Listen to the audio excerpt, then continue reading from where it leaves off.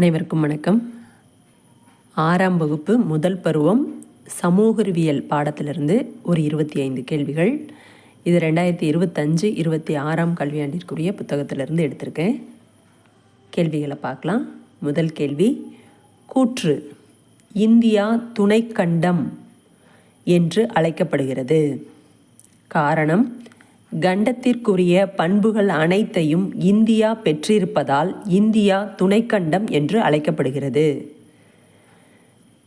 Answer, கூற்று காரணம் இரண்டும் சரி. கூற்று என்ன அப்படின்னா, இந்தியா துணைக்கண்டம் என்று அழைக்கப்படுகிறது. காரணம், கண்டத்திற்குரிய பண்புகள் அனைத்தையும் இந்தியா பெற்றிருப்பதால் இந்தியா துணைக்கண்டம் என்று அழைக்கப்படுகிறது. கூற்று காரணம் இரண்டும் சரி. அது என்ன கண்டத்திற்குரிய பண்புகள் அப்படின்னா, கண்டம் எனப்படுவது மலைகள், பீடபூமிகள், சமவெளிகள், ஆறுகள், கடல்கள், பள்ளத்தாக்கு போன்ற பல்வேறு இயற்கை பிரிவுகள் மற்றும் காலநிலைகளை கொண்ட மிக பரந்த நிலப்பரப்பாகும். இது எல்லாமே இந்தியாவிலையும் இருக்குது அப்படிங்கிறதுனால அதை துணை கண்டம் அப்படின்னு சொல்கிறோம். அடுத்து 2வது கேள்வி, இந்தியாவில் அதிக மழை பொழியும் பகுதி எது? மௌசின்ராம். இந்தியாவில் அதிக மழை பொழியும் பகுதி எது? மௌசின்ராம். இல்லையே, சிரபுஞ்சின்னு படித்த ஞாபகம்லாம் இருக்குது அப்படின்னு சொல்லுவோம். நாம் படிக்கும்போது சிரபுஞ்சின்னு படித்தோம். இது ரெண்டுமே மேகாலயாவில் தான் இருக்குது. ஆனால் இப்போ இந்தியாவில் அதிக மழை பொழியும் பகுதி மௌசின்ராம். 3வது கேள்வி, இந்தியா ஒரு டேஸ் நாடு? மதச்சார்பற்ற நாடு. அதாவது இந்தியாவில் பார்த்திங்கன்னா முக்கால்வாசி பேர் இந்துக்களாக இருக்கலாம், ஆனால் நம்மளுடைய நாடு எந்த மதத்தையும் சார்ந்ததல்ல, மதச்சார்பற்ற நாடு. இந்தியா ஒரு மதச்சார்பற்ற நாடு. 4வது கேள்வி, இந்திய அரசியலமைப்பு சட்டத்தின் 8வது அட்டவணையின்படி டேஸ் மொழிகள் அலுவலக மொழிகளாக அங்கீகரிக்கப்பட்டுள்ளது? 22. இந்திய அரசியலமைப்பு சட்டத்தின் 8வது அட்டவணையின்படி டேஸ் மொழிகள் அலுவலக மொழிகளாக அங்கீகரிக்கப்பட்டுள்ளது? 22. 5வது கேள்வி, 2004ஆம் ஆண்டு இந்திய அரசால் முதல் செம்மொழியாக அறிவிக்கப்பட்ட மொழி எது? தமிழ். இந்த வருஷத்தையும் ஞாபகம் வச்சுக்கணும். அதாவது எந்த இடத்துல டேஸ் கொடுக்குறோமோ அதை மட்டும் படிக்கக்கூடாது. ஒரு கேள்வின்னு எடுத்தால் அந்த கேள்வியில் எந்த இடத்துல டேஸ் கொடுத்தாலும் உங்களுக்கு பதில் சொல்கிற அளவுக்கு அந்த கேள்வியை முழுசாக நல்லா படிச்சுக்கணும்.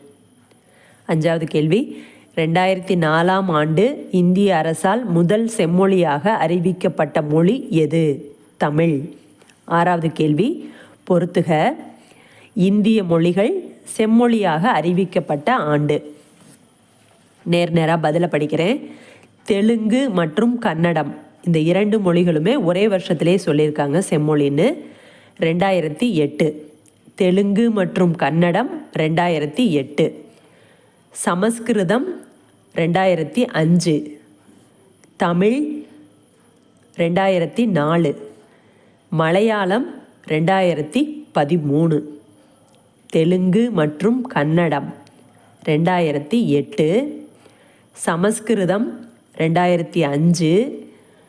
தமிழ் 2004. மலையாளம் 2013.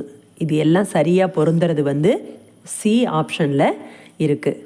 மொத்தம் செம்மொழிகளாக இதுவரையிலும் அறிவிக்கப்பட்டிருக்கிறது 6 மொழிகள். இந்த பொறுத்துகளையே 5 வந்துருச்சு. தெலுங்கு, கன்னடம், சமஸ்கிருதம், தமிழ், மலையாளம். இன்னும் ஒன்று எது அப்படின்னா ஒரியா. அது வருஷம் 2016. 7வது கேள்வி, இந்தியாவில் டேஸ் மாநிலங்களும் டேஸ் யூனியன் பிரதேசங்களும் உள்ளன? 28. இந்தியாவில் 28 மாநிலங்களும் 8 யூனியன் பிரதேசங்களும் உள்ளன. இந்திய தொல்லியல் துறை இதுவரை கண்டுபிடித்த கல்வெட்டுச் சான்றுகளில் டேஸ் தமிழ்நாட்டிலிருந்து கண்டுபிடிக்கப்பட்டவை? 60%. இந்திய தொல்லியல் துறை இதுவரை கண்டுபிடித்த கல்வெட்டுச் சான்றுகளில் டேஸ் தமிழ்நாட்டிலிருந்து கண்டுபிடிக்கப்பட்டவை? 60%. பெரும்பாலானவை தமிழ் மொழியிலேயே எழுதப்பட்டுள்ளன. 9வது கேள்வி, கீழ்கண்டவற்றில் எந்த மதம் இந்தியாவில் நடைமுறையில் இல்லை? கன்ஃபியூசிய மதம். கீழ்கண்டவற்றில் எந்த மதம் இந்தியாவில் நடைமுறையில் இல்லை? கன்ஃபியூசிய மதம். 10வது கேள்வி, மோகினி ஆட்டம் டேஸ் மாநிலத்தின் செவ்வியல் நடனம் ஆகும்? கேரளா. மோகினி ஆட்டம் டேஸ் மாநிலத்தின் செவ்வியல் நடனம் ஆகும்? கேரளா. 11வது கேள்வி, வேற்றுமையில் ஒற்றுமை என்ற சொற்றொடரை உருவாக்கியவர்? ஜவஹர்லால் நேரு. வேற்றுமையில் ஒற்றுமை என்ற சொற்றொடரை உருவாக்கியவர் ஜவஹர்லால் நேரு. 12வது கேள்வி, வி.ஏ. ஸ்மித் இந்தியாவை டேஸ் என்று அழைத்தார்? இனங்களின் அருங்காட்சியகம். வி.ஏ. ஸ்மித் இந்தியாவை டேஸ் என்று அழைத்தார்? இனங்களின் அருங்காட்சியகம். பெரிய ஜனநாயகம், தனித்துவமான பன்முகத்தன்மை கொண்ட நிலம், மதச்சார்பற்ற நாடு எல்லாமே இந்தியாவுக்கு பொருந்தக்கூடிய விஷயங்கள் தான். ஆனால் வி.ஏ. ஸ்மித் என்ன சொன்னாருங்கிறது தான் இங்கே முக்கியம்.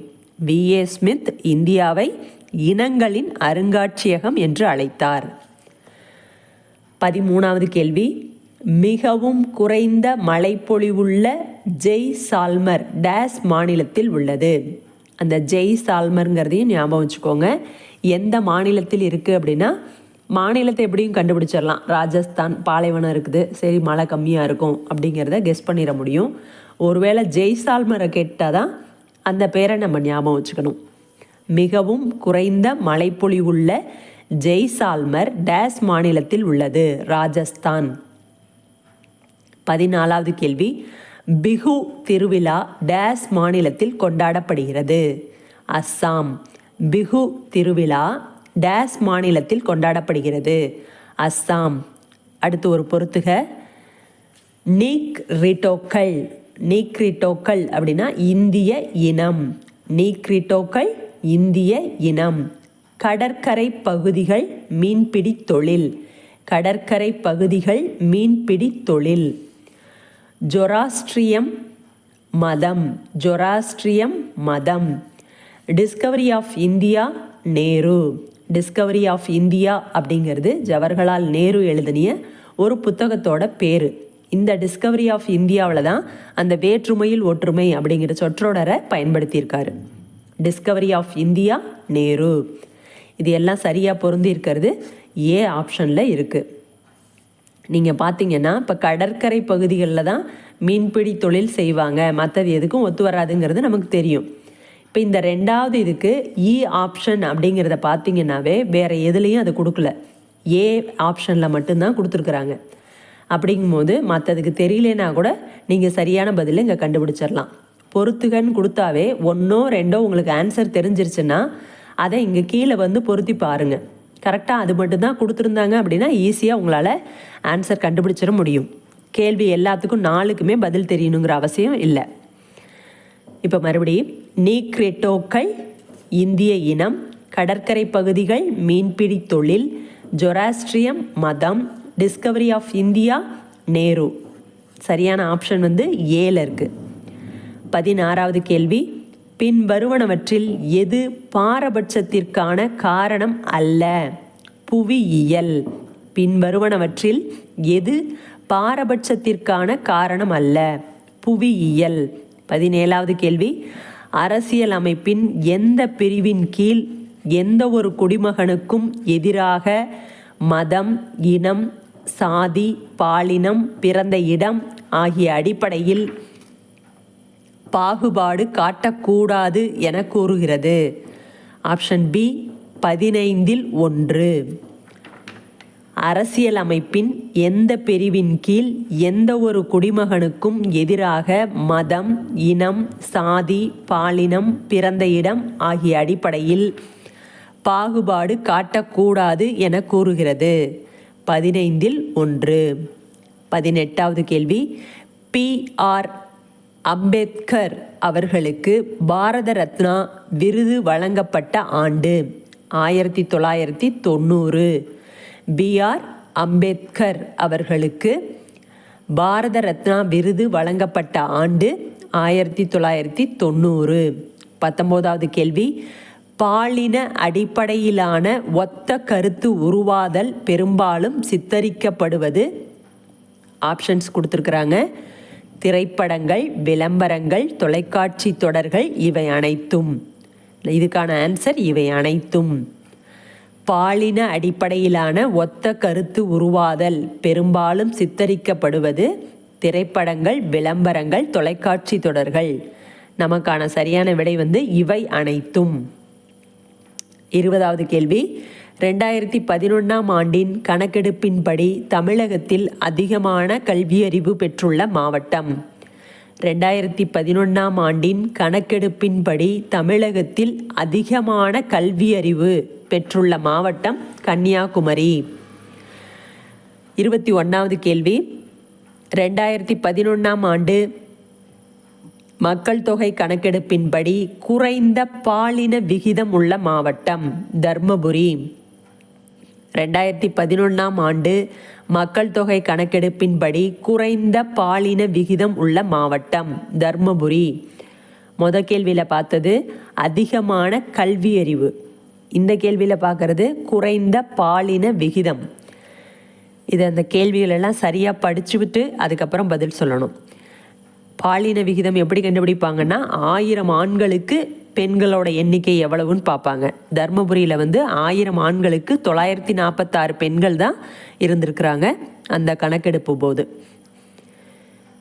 22வது கேள்வி, இந்தியாவில் மிக உயர்ந்த விளையாட்டு விருதான ராஜீவ் காந்தி கேல் ரத்னா விருதினை முதலில் பெற்றவர் விஸ்வநாதன் ஆனந்த். இந்தியாவில் மிக உயர்ந்த விளையாட்டு விருதான ராஜீவ் காந்தி கேல் ரத்னா விருதினை முதலில் பெற்றவர் விஸ்வநாதன் ஆனந்த். 23வது கேள்வி, இளவழகி சிறந்து விளங்கிய விளையாட்டு கேரம். இளவழகி சிறந்து விளங்கிய விளையாட்டு கேரம். 24வது கேள்வி, ஏபிஜே அப்துல் கலாம் அவர்கள் எழுதிய புத்தகம் அல்லது புத்தகங்கள். இதில் சரியான ஆப்ஷன் இவை அனைத்தும். அது என்னென்ன புக்குன்னு தெரிஞ்சுக்குங்க.